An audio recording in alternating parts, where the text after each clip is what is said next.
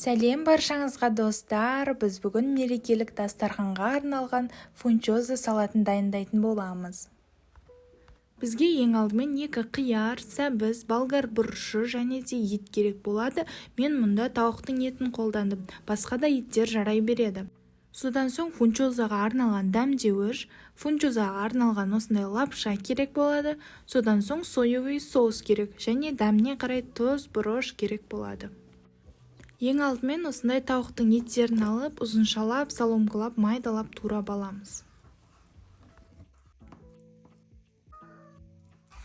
Сковородкамызға кішкене май құйып, орташа отқа қойып, етімізді толық пісіріп аламыз.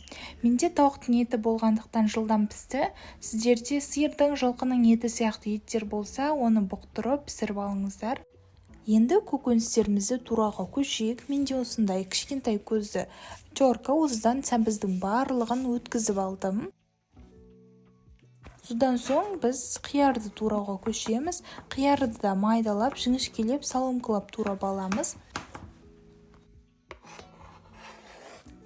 Болгар бұрышын да тура сондай қылып жіңішкелетіп, соломкалап турап аламыз.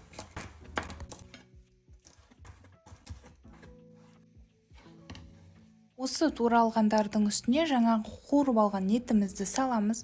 Енді лапшамызды пісіруге кірісеміз. Бір шұңғыл ыдысқа лапшамыздың үстіне ыстық су құйып, бір 10 минуттай жауып қоямыз бетін.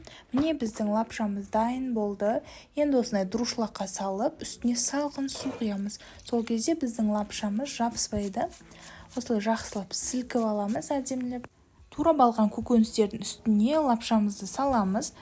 Қалауымыз бойынша әртүрлі дәмдеуіштер, тұз, бұрыш саламыз. Содан соң 2 шай қасық соевый соус құйып, азғантай жарты шай қасық уксус құйып, енді қолымызбен, таза қолымызбен жақсылап тұрып араластырып аламыз.